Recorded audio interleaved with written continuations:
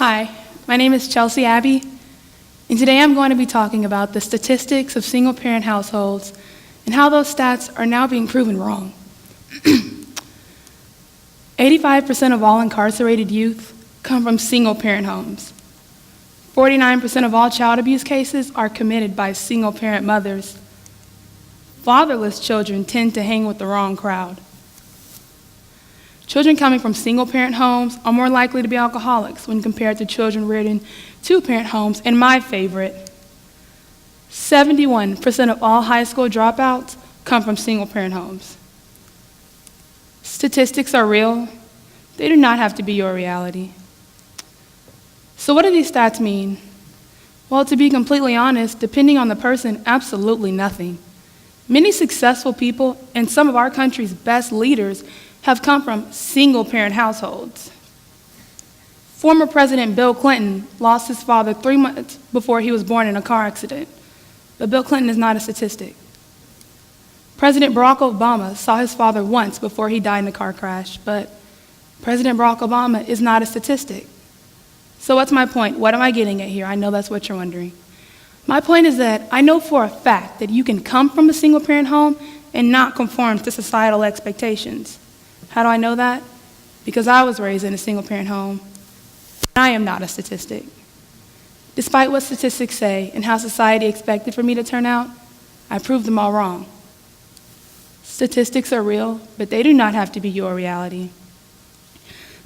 I'm not going to sugarcoat things because coming from a single-parent home has definitely had its challenges, and if given the opportunity, I would have loved to have lived with a mother and a father, but that's just not the deck of cards I was dealt, and that's fine. One thing my mom has taught me is that it's possible to make anything work. She's been an amazing chauffeur, support system, encourager, and inspiration. And yes, I know it sounds like I'm about to start rambling on about my admiration for my mom, and trust me, I'm not. But behind every fatherless child success story, there's someone they had, pushing them, encouraging them, and teaching them. Pushing them to succeed and not conform to society's expectations. Encouraging them not to just meet the bar, but to raise it, and teaching them essential life lessons that maybe their mothers or fathers weren't around for. For some people, it may have been one person doing that, and for others, it may have been a whole community. The phrase, "it takes a village to raise a child," is so true. So who's my village? Well, my village was my family, and by family, I mean my entire family. It was my grandparents being just a phone call away, no matter what my mom and I needed. It was my uncles for stepping up to play the father figure in my life. It was my cousins for teaching me that you don't get to choose the type of life you get, but you can choose the quality of life you make out of it. And it was my mom for spending her last dime, sacrificing anything she had to ensure my success and confirm my happiness. But I hated seeing my mom struggle. I hated watching her scrap for change or worry about how she'd get that next bill paid, or how she would make things work so that I wasn't receiving any less of a childhood than any of the other kids. It motivated me to work harder in my endeavors. Today, more and more single parents are making it work and producing successful citizens of society. I apologize, because this whole time I've referred to myself as fatherless, and I'm not fatherless. My dad is living. He actually lives around here, and he's just a phone call away. For the most part, monetarily, my dad has always helped me when he had the means to, and although he would like to think that he played a greater role in my life than that, he didn't.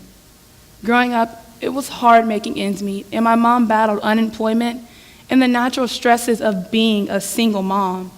So my dad paying child support every now and then kind of helped, but in the grand scheme of things, it didn't, because it wasn't his money that I needed, it was his time. It wasn't the presents under the Christmas tree that would have changed my views on him. It was the nurturing that I didn't receive. It would have been nice to see him on the sidelines of some of my games or in attendance at some of my academic programs, and my dad failed to be there for me in those areas. It was a subconscious abandonment on his part. Deep down, I know my dad loves me, and I love him too, but it's hard for him to be that caliber of a father when he never had that caliber of a father. So I get it. I get it now. But growing up and having to learn that was hard, and I struggled when I'd go to my best friend's house and watch her get in a fight with her mom, then go to her dad for comfort. Because in my house, when I got in a fight with my mom, I had no one to go to for comfort, for nurturing, for anything. Growing up, that was a very lonely feeling, because when my mom and I went on good terms, who did I have? For most girls, it's common for them to get their discipline from their mom and the nurturing from their dad, hence, daddy's girls. Trust me, I got the discipline, but I often lacked the nurturing. So I never got the true opportunity to be a daddy's girl, but I did get the opportunity to be an uncle's girl and a papa's girl, and that was very fulfilling. Later on, to fulfill the void of loneliness I felt from my dad, I learned to go to God. This option always turned out to be much more fulfilling. I have my mom to thank for teaching me my morals and instilling good ethics in me. A life without my father was hard. A life without God would have been sheer impossible. So sorry, statistics, but I'm more likely to be an alcoholic. I don't drink. 49% of all child abuse cases are committed by single-parent mothers. I've never been abused. Single-parent children tend to hang with the wrong crowd. I go to Oakridge.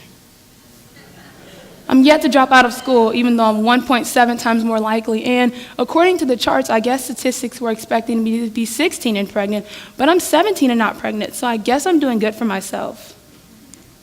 I'm more likely to experience poverty, but I never miss a meal. And apparently I'm less likely to go to college, but I'm about to do that too.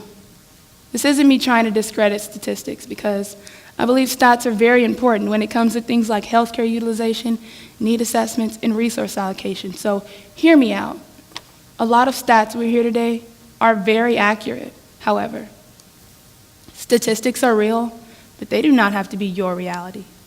Thank you.